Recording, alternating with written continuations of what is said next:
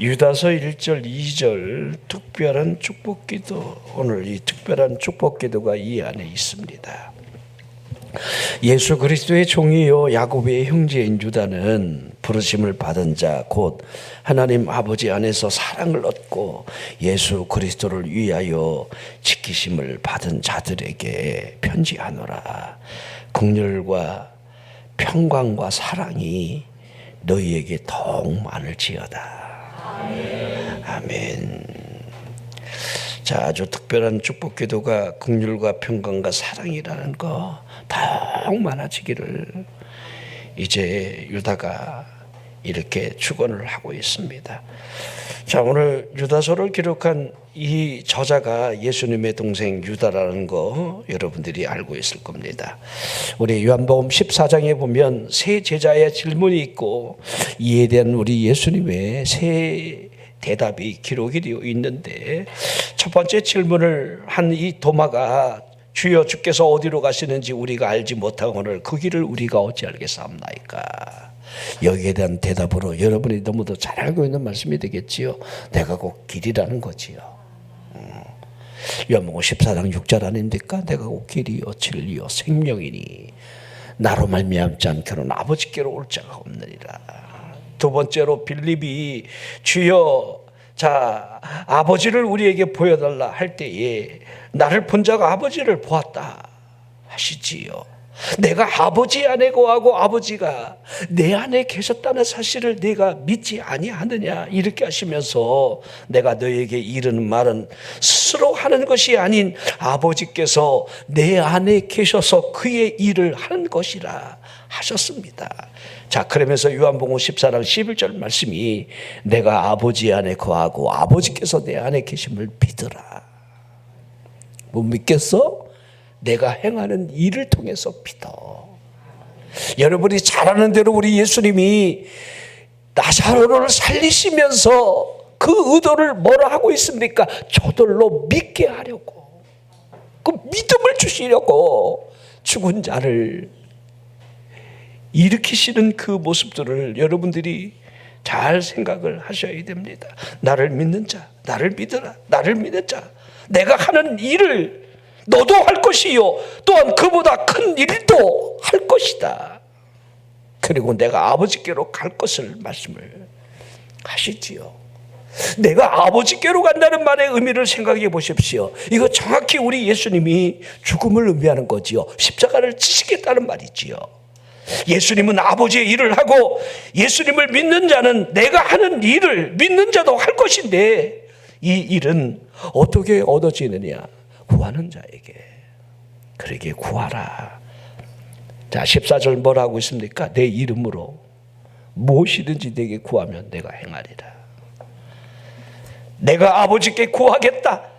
그러면 그가 또 다른 보혜사를 너희에게 주어 너희 속에 거하고 그와 같이 너희들을 결코 버려두지 않을 것이다. 이렇게 계속 여러분들 우리 예수님의 말씀이 여러분들 이 땅에서만이 아닌 십자가와 부활을 내다보며 성령이 오신다는 사실까지 말씀을 하고 있습니다. 자, 그리고 세 번째로 가룟 아닌 유다가 주여 어찌하여 자기를 우리에게 나타내시면서 세상에 대하여는 그렇게 하시지 않습니까?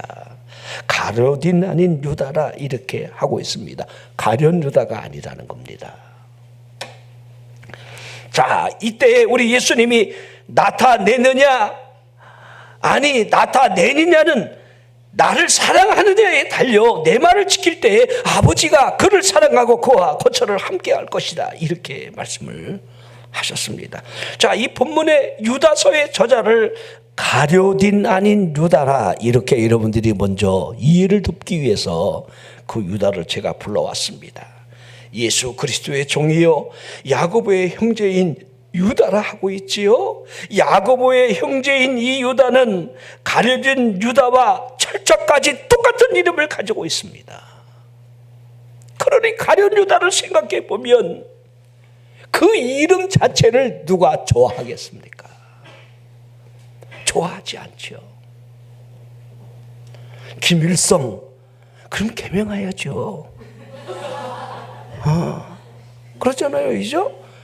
누가 여러분 김일성 이름을 떳떳하게 여러분들 명판에 받고 다니고 싶어 하겠습니까? 계명해야지요. 그러기에 이때는 계명하기 어려우니까 가룟인 아니야 나는. 그렇게 여러분들 표현을 한 거지요. 자, 가룟인 유다와 동일한 이름을 지녔고 인간성을 가졌다 할지라도 자신과 전혀 다른 길을 걸어가고 있는 그 모습이 얼마나 가룟인 아닌 유다가 안타까워했겠습니까? 그러기에 자신을 밝히면서 뭐라 하고 있습니까? 예수 그리스도의 종, 야고보의 형제라. 예수 그리스도의 종. 이 유다는 예수님의 젖동생이에요. 그런데 자신을 향하여 예수 그리스도의 종이라 하고 있지요. 이 종이라는 말을 우리가 그냥 쉽게 노예다 이렇게 하면 맞는 말이겠지요. 자, 노예다, 종이다. 자신이 누구라는 거지요? 예수 그리스도에게 매여 있다. 이 사실로부터 자신은 도망칠 자유를 잃어버린 기쁨을 소유하고 있다. 이렇게 밝히고 있는 거예요. 자기 스스로 주님의 집안에 있는 문설주의 귀를 송곳으로 뚫음으로 말미암아 자진하여 기쁨을 누리고 있다. 자신이 영원토록 예수 그리스도의 노예가 되기를 스스로 작정하고 있음을 밝히고 있는 겁니다. 그러기에 우리들이 이 말씀을 보면서 그냥 이분이 예수 그리스도의 종이구나 그러지 말고 너는 이렇게 물으라는 거예요. 나는 어떠한가? 나는 예수 그리스도의 종이 맞는가? 이 종들이 말을 엄청 안 들어. 이 종놈들이 왜 이렇게 말이 많은지, 자기 의지가 왜 이렇게 강한지, 주님은 성령을 통해 우리에게 하라고 그러는데 이 종놈이 왜 이렇게 염소처럼 버팅기는지. 자, 여러분 보십시오. 유대인들이 종이 되는 경우가 세 가지가 있습니다. 제일 먼저는요, 값으로 팔리지요. 자, 내가 여러분 빚을 졌는데 이 빚을 갚지 못하면 노예로 팔려가야 되는 거예요. 그건 흔하게 있을 수 있는 일들이고요. 자, 그리고 출생에 의한 그 노예가 있겠죠. 종이 있겠지요. 자, 우리가 양반이나 천민이나 여러분들 어떻게 구분이 된다는 거 알지요? 출생에 의해서. 나고 보니까 노예네. 태어나고 보니까 내가 양반으로 있네. 이거 아니겠어요? 홍길동이 아버지를 부르지 못한 이유가 어디에 있습니까? 자, 우리 시편 116편에 보면 이 시편 기자가 하나님께서 내 음성의 간구를 들으셨다라고 하면서 그분이 귀를 내게 기울이셨으므로 응답이 있었다. 자, 그러기에 나의 평생에 기도하는 것을 어찌 멈출 수 있겠는가라고 하는 이 다윗이 기도하는 사람이었다는 사실을 쭉 설명해 나가고 있는 거예요. 왜 기도를 멈출 수 없었는가? 내가 살아가는 삶의 현실로부터 사망의 줄이 나를 두르고 심지어 수월의 고통이 내게 있다 할지라도, 환난과 슬픔을 내가 만날 수 있다 할지라도, 자, 이와 같은 이 다윗의 고백은 현실적으로, 실질적으로, 여러분 상황적으로 늘 있게 됐던 일들이죠. 여러분 다윗이나 우리들이 살아가면서 이와 같은 어려움들이 왜 없겠습니까? 그렇죠. 오십견도 오고, 이건 우리가 잘못해서 팔도 좀 이렇게 깊을 수도 하고, 이건 우리가 잘못했었네.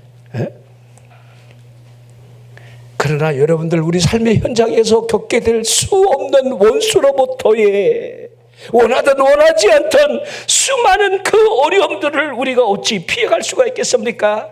자, 그때 이 시편 기자가 여호와의 이름으로 기도하기를, 여호와여 주께 구하오니 내 영혼을 건지소서, 이렇게 했다는 거예요. 그때마다 시편 116편 8절에 보니 주께서 내 영혼을 사망에서, 내 눈을 눈물에서, 내 발을 넘어짐에서 건져냈다, 이렇게 간증을 하고 있는 거예요.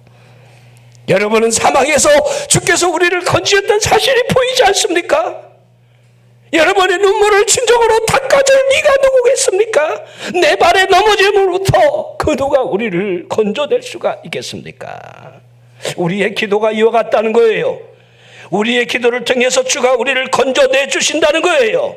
건져 주심으로 말미암아 이 시편 기자가 그 입으로부터 하는 이 고백이 뭔지 아십니까? 자신이 주의 종이라는 거예요. 종됨을 고백하는 거예요. 자, 시편 116편 16절 보십시오. 여호와여, 나는 진실로 주의 종이요. 그러니까 주인과 종의 관계라는 거지요.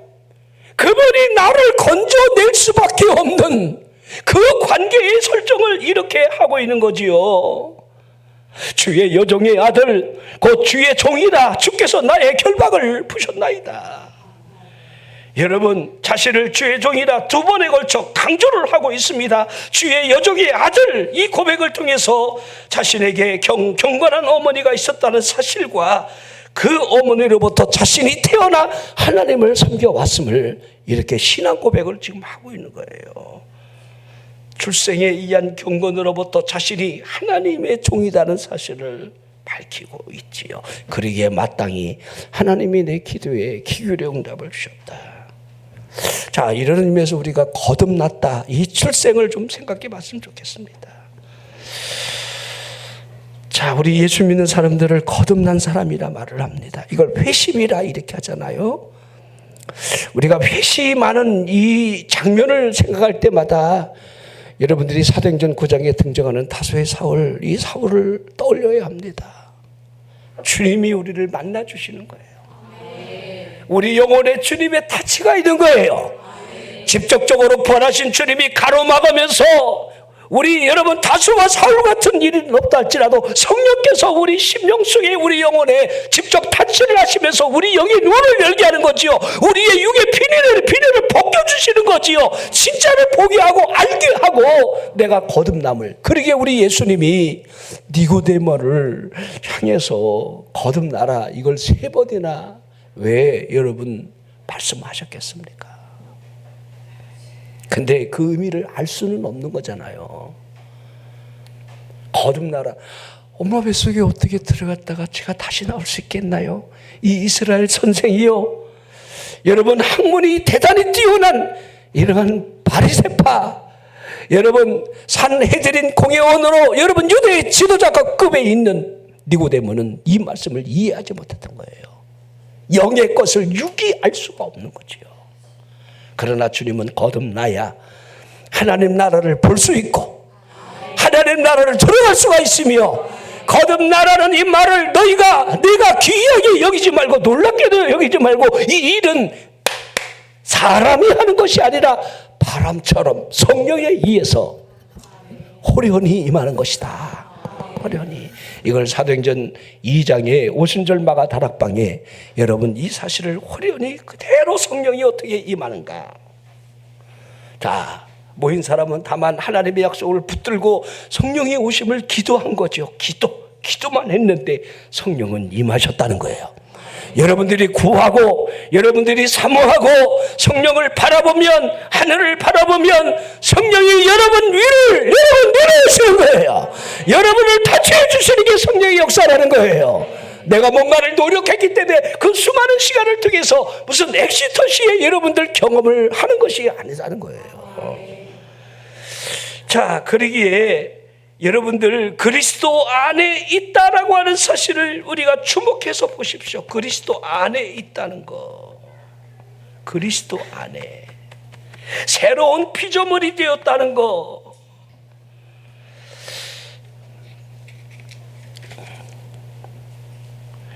자, 그러면서 유다는 예수 그리스도의 종이라 하면서 그 다음으로 부르심을 받은 자로서 하나님 아버지 안에서 사랑을 얻었다, 이렇게 말을 하고 있습니다. 아버지 안에서, 하나님 아버지 안에서 사랑을 얻었다. 자, 이 말이 무엇이겠습니까? 하나님 아버지 안에 있다, 이 말의 의미가 무엇이냐, 이 말이에요. 자, 아모스 선지자는요, 하나님께서 땅의 모든 족속들이 있지만 너희만을 알았기에 너희의 모든 죄악에 대하여 보응할 것임을 아모스 3장 2절에 말씀을 하고 있는 거예요. 내가 땅의 모든 족속 가운데 너희만을 알았다. 그러므로 내가 너희 모든 죄악을 너희에게 봉하리라. 봉한다. 하나님이 너만을 안다는 거예요. 말라기 선지자가 내가 정한 날에 그들을 나의 특별한 소유로 삼아 사람이 자기를 섬기는 아들을 아끼는 것처럼 그들을 아낄 것을 말라기 3장 17절에 말씀을 하고 있습니다. 만군의 여호와가 이르노라. 나는 내가 정한 날에 그들을 나의 특별한 소유로 삼는다. 사람이 자기를 섬기는 아들을 아낌같이 나도 너만을 아끼겠다. 그렇게 약속을 한 거지요. 자, 우리가 성도라는 말을 씁니다. 우리 성도가 여러분들 집사님보다 한 끗 아래의 직분으로 생각하면 안 돼요. 성도님, 그 다음에 집사님, 권사님, 장로님 이러니까 성도는 집사보다 한 끗 아래다. 아니에요. 성도는요 구별되었다, 그런 의미가 있어요. 하나님 아버지 안에 사랑을 얻은 사람만이 가질 수 있는 칭호가 성도다, 이렇게 해야 합니다. 성도는 예수 그리스도를 위하여 지키심을 받은 사람이다. 사랑을 얻어 지키심을 받는 사람이라고 한다면 여러분, 이 앞에 전제가 있죠. 부르심이 있었다는 거예요. 부르심. 하나님의 부르심이 있었기에 하나님의 사랑을 받고 지키심이 있다. 이렇게 여러분들이 이해를 해야 되겠죠. 자, 아브라함을 부르시는 하나님의 모습을 보십시오. 하나님이 심심해서 아브라함을 불렀겠습니까? 너 한번 가볼래? 이런 것도 아니잖아요. 내가 지시할 땅으로 가라 그러는 거죠. 그리고 약속을 주지 않습니까? 창세기 12장 2절에 뭐라 하고 있습니까? 내가 너로 큰 민족을 이루고 내게 복을 주어 내 이름을 창대하게 하리니 너는 복이 될지라. 자, 여러분 보십시오. 너는 복이 되라는 건데 복이 된다는 말을 생각해 보십시오. 자, 너를 축복하는 자에게 내가 복을 내릴 것이고 너를 저주하는 자에게 내가 저주를 내리겠다. 땅의 모든 족속이 너로 말미암아 복을 받는다라는 이 말씀으로, 자, 아브라함의 복이 그대로 이루어졌다는 사실을 우리는 잘 알게 됩니다. 잘 알게 돼요. 자, 이것은 믿음으로, 행함으로 두 가지가 다 겹쳐진 거죠. 지금 여러분들 이렇게 가라 하니까 갔다, 이게 쉽다고 생각하면 안 돼요. 저나 여러분 생각해 보세요. 가라 그러는데 간 적 있어요? 한번 물어봅시다. 하라 그러는데 한 적 있어요? 아예 안 듣는다고요? 성령의 감동이 오는 걸 원하지 않는다고요? 성령의 감동이 얼마나 수시로 옵니까? 여기 아브라함은요, 목숨을 걸고 본토 친척 아비 집을 떠나야 되는 거예요. 우리 목숨을 걸고 여러분들 뭘 순종할 일이 아니잖아요. 그거는. 그런데도 어려운데. 자, 이와 같은 은혜를, 자, 다윗의 시편 32편 1절 쭉 이와 같은 은혜, 믿음 때문에 얻어진 은혜, 일한 것도 없고 경건하지도 않았는데 하나님의 은혜가 나에게 다만 순종함으로 있게 됐음을 고백하면서, 이게 로마서 4장 6절 8절에 이렇게 표현을 하고 있습니다. 일한 것이 없이 하나님께 의로 여기심을 받는 사람의 복에 대하여 다윗이 말한 바, 불법이 사함을 받고 죄가 가려짐을 받는 사람들은 복이 있고 주께서 그 죄를 인정하지 아니하실 사람은 복이 있도다. 자, 이렇게 로마서에서 이 당시의 상황을 이 다윗이 설명을 해 나가고 있습니다. 자, 제가 유다를 설명하고 있는 겁니다. 유다는 사랑을 얻은 사람이고 또한 거룩하게 되어 하나님으로부터 지키심을 받았고 부르심을 받았다. 자, 그렇게 봐야 되겠지요. 자, 그러기에 유다가 이러한 사람들이 특별한 축복을 받았음을 강조를 하고 있는 거예요. 자, 2절에 긍휼과 평강과 사랑이 너에게 동반을 지어다 하고 있는 거죠. 자, 이것이 유다가 특별한 축복 기도를 한 내용이라 할 수가 있습니다. 제가 여러분들 이 세 가지 말씀을 이제 간략하게 여러분에게 전하면서 여러분들이 이 세 가지 특별한 축복 기도가 내게 그대로 임하게 되기를 주의 이름으로 축원합니다. 자, 첫 번째는 하나님의 긍휼이지요. 하나님의 긍휼이 임하기를 축복을 했습니다. 자, 우리 에베소서 우리 시작을 보면 예수님의 피에 대한 그 강조를 하고 있습니다. 피 때문에 우리가 구원받았다. 그러면서 2장에 그 피에 대한 그 하나님의 은혜, 하나님의 긍휼, 그거를 쭉 설명해 나가면서 허물과 죄로 죽어 있던 우리의 존재, 본질상 진노의 자녀라는 이 본질적인 것을 설명하면서 긍휼이 풍성하신 하나님이 우리를 사랑하신 그 큰 사랑이 우리에게 임했다는 사실, 허물로 죽어 있던 우리를 그리스도와 함께 살리신 것은 하나님의 은혜로 구원받은 것이요, 그 은혜의 시작이 하나님의 긍휼이라는 사실을, 하나님의 긍휼. 여러분, 우리는 하나님의 긍휼이 있었기에 제사함을 받고 긍휼을, 구원을 받은 겁니다. 우리의 필요를 따라 공급해 주시는 것에도 하나님의 긍휼이 있다 해야 하지 않겠습니까? 우리가 시련을 이겨나가는 데에도 하나님의 긍휼이 있다는 사실을 알아야 돼요. 여러분들이 사탄이 욥을 시험하고자 할 때 하나님께서 그래 네 맘대로 해봐 이렇게 하면 여러분 긍휼이 아니에요. 욥기 1장 12절 보십시오. 여호와께서 사탄에게 이르시되 내가 그의 소유물을 다 내 손에 맡기로나 다만 그의 몸에는 내 손을 대지 말지니라. 이거 얼마나 큰 은혜입니까? 아멘 안 되겠지만, 예? 이거 참 마음에 안 들죠. 그의 소유물을 다 내 손에 준다. 이건 참 마음에 안 들어요, 이죠? 그런데 다만 그의 몸에는 내 손을 대지 말라. 만약에 몸까지 허락하면 이건 생명이잖아요. 생명까지 손을 댄다라고 한다면 욥이 어찌 여러분 인내하며 자신의 믿음을 드러낼 만한 기회마저 여러분들 있겠느냐 이 말입니다. 없다는 겁니다. 하나님의 긍휼이 있었기에 욥의 생명이 보존되었다. 자, 그러기에 우리는 하나님의 긍휼이 필요합니다. 나는 저나 여러분이 하나님의 긍휼 아래 존재하는 축복자가 되기를 주의 이름으로 축원합니다. 하나님의 긍휼이 임하는 가정, 하나님의 긍휼이 임하는 모든 일터와 사업장 우리 자녀들, 하나님의 긍휼을 주시옵소서. 하나님의 긍휼. 두 번째 평강이지요.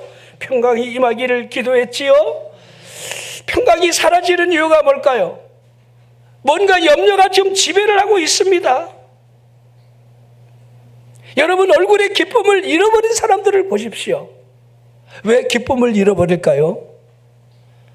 기쁨을 잃어버릴 만한 어떤 환경에 지금 놓여 있는 거지요. 자, 그러면 언제 우리가 기뻐할 환경이 그렇게 오겠습니까? 저는 그렇게 생각하지 않습니다. 간혹 그런 사람들을 봐요. 정말 하나님을 진심으로 섬기고 하나님이 진정으로 기뻐하는 것은 마음을 드릴 때 마음으로 해야 기뻐하지 않겠느냐. 억지로 하고 정말 형식적으로 그냥 시키니까 이렇게 하는 것이 정말 하나님이 기뻐하겠는가? 그거 틀린 말 아닙니다. 하지만 생각해 보라는 거예요. 그 마음, 정말 그 마음이 언제 진정 우러날 수 있겠습니까? 죽기 전에 하다 보니까, 억지로라도 하다 보니까, 억지로라도 예배드리다 보니까 귀때기로 보고 막 말씀이 들어가게 되고 하나님의 은혜가 우리에게 임한다는 사실, 그리고 하나님의 평강이, 여러분이 예배를 드리고 또 예배를 드리고 오는 이 순간이나 나가는 순간이 똑같은 발걸음이고 똑같은 여러분들 그 모습을 할 수는 있지만은 한 가지 다른 것은 분명히 있습니다. 우리의 마음이라는 거예요. 우리의 마음. 여기 이 마음에 평강이 임한다는 거예요. 평강. 자, 빌립보 4장 우리가 4절, 6절, 7절 뭐 다 알고 있는 여러분 말씀들 우리가 여러분이 설명 안 해도 될 겁니다.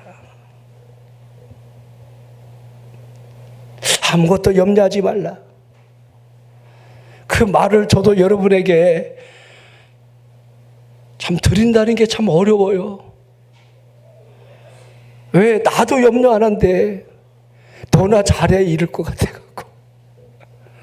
근데 여러분, 사도가 우리에게 하나님의 말씀을 대언하는 그 내용은 우리에게 신금을 울려주고 있습니다. 아무것도 염려하지 말고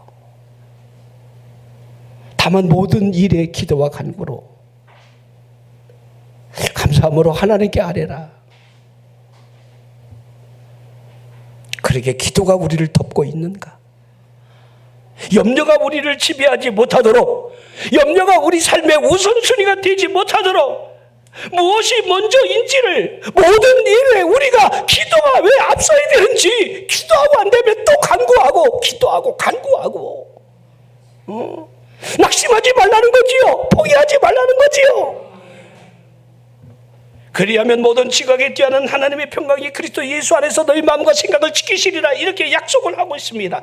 기도가 하나님의 평강이 임하는 통로임을 분명하게 말씀을 하고 있는 겁니다. 시편 기자는요, 내 마음을 확정했다, 내 마음을 정했다.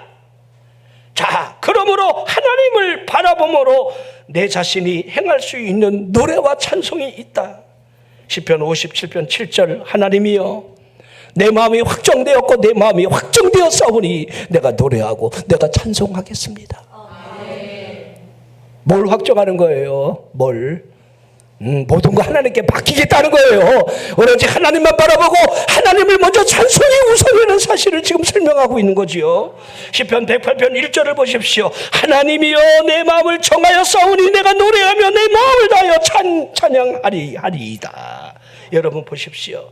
미가 선지자가 여호와를 우러러보며 하나님을 바라보면서 느꼈던 것이 하나님이 귀를 기울이시는 것이라 미가서 7장 7절에 말씀하고 있습니다. 오직 나는 여호와를 우러러보며 나를 구원하시는 하나님을 바라보나니 나의 하나님이 나에게 귀를 기울이시도로다. 아멘.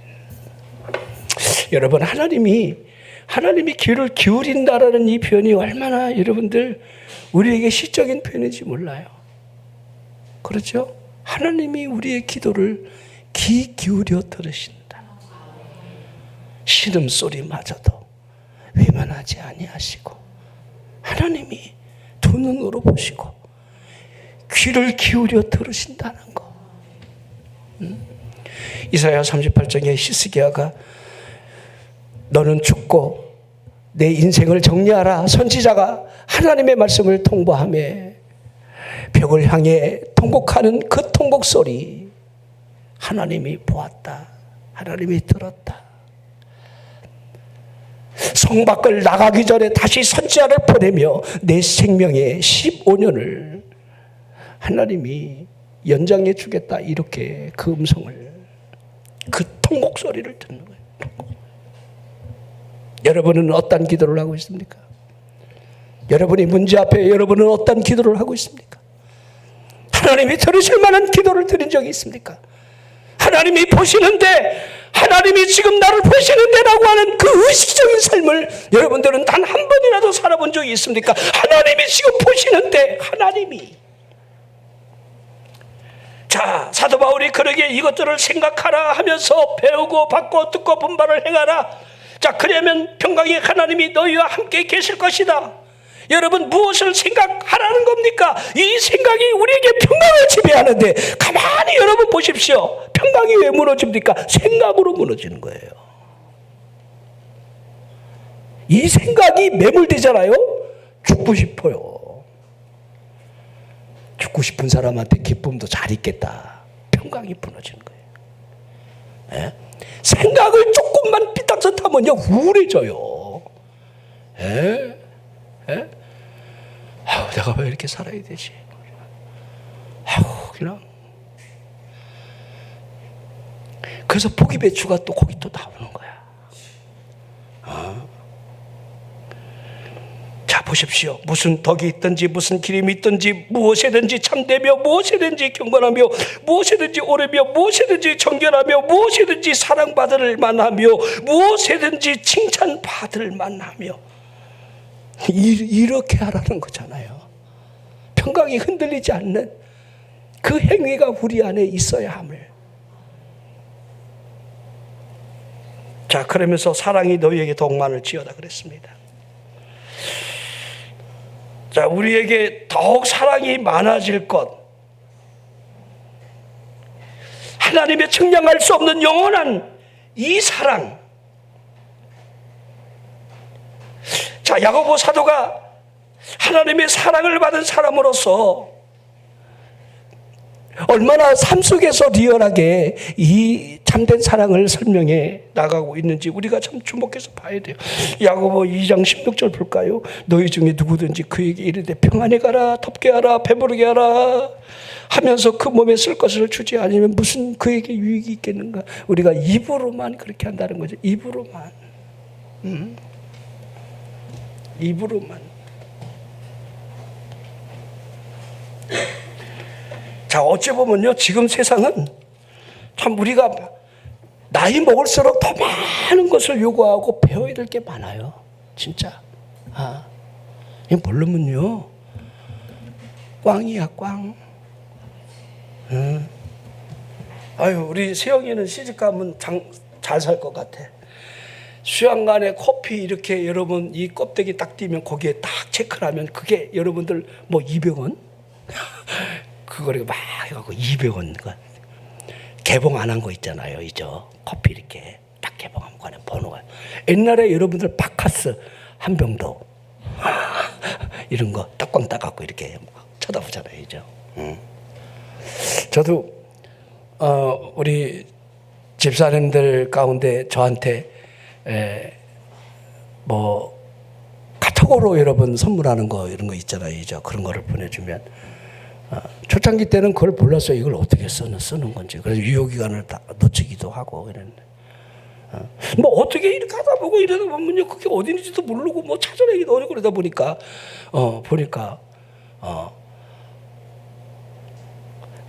PH 뭐 우리 그 연예인이 선전하는 그 치킨이 어제부로 종료가 되더라고요. 그게 뜨는 거야. 종료됐다고 또. 아유, 내가 그래서 잘났다 내가. 그래갖고 우리 원장님한테 여보 종료됐대. 종료가 돼갖고. 근데 이거 얼마나 상술이 놀라운지, 옛날에는 종료가 돼도 선물을 준 사람이 연장을 시킬 수 있는데 지금은 그렇게 안 된대요. 90%를 본인한테 보내준대. 그걸로 정리해버린대. 10% 떼어먹겠다는 거야. 야, 이 사람이 참 여러분들이 한번 생각해 보십시오. 우리가 정말 우리들이 이 땅에 살아가면서 지혜도 필요하지만 진즉 필요한 것은 사랑이 아니겠는가? 사랑하는 마음. 그 마음을 악용하는 사람도 많이 있고, 그렇다 할지라도 우리에게 더 사랑이 많아지기를 지금 이 기도에 여러분들 우리에게 축복을 하고 있는 겁니다. 저도 그렇습니다. 세상은 점차 더 악해질 것이지만 그래도 우리에게는 더 사랑이 많아져야 합니다. 다지지 말고 붙지 말고. 어쩔 때는 막 화가 날 때도 있어요. 그걸 의식적으로 이용해 먹는 사람들을 바라보면 어떨 때는 막 화도 나고 정말 이해도 안 되고, 더군다나 교회 집사님들이 목사님 눈탱이 막 때리는 걸 막 경험하면 막 화도 나고 막 그런데 그냥 그래야지. 그래야지. 그렇지요? 자, 오늘 유다가 긍휼과 평강과 사랑이 더욱 많을지어다. 따라서요. 긍휼과 평강과 사랑이 더욱 많을지어다. 많다는 말은 풍성해진다, 이렇게 이해하면 될 겁니다. 이 시대를, 당시의 시대를 살아가던 그들에게는 암흑의 시대라 할 수 있는데, 이 암흑의 시대와 너희는 싸우라 이렇게 하지 않았다는 겁니다. 긍휼과 평강과 사랑이 더욱 많기를. 자, 이 세 가지 이 축복 기도 안에 초점이 무엇인지가 보여줘야 되겠지요. 전부 비우는 것, 베푸는 것, 나누는 것, 희생하는 것, 거기에 초점이 있는 거지요. 같이 아둥바둥하면서 내 목 챙기고 내 이익을 위해서 너만 잘 살면 돼, 이게 초점이 아니라는 겁니다.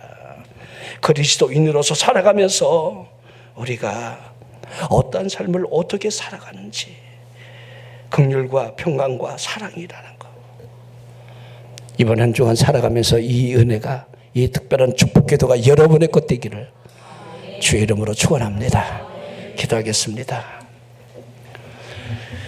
자, 우리에게 긍휼과 평강과 사랑이 더욱 많아지기를 우리 이 밤에 여러분 말씀을 붙들고 기도하시기를 바랍니다. 주여, 우리 한번 기도합시다.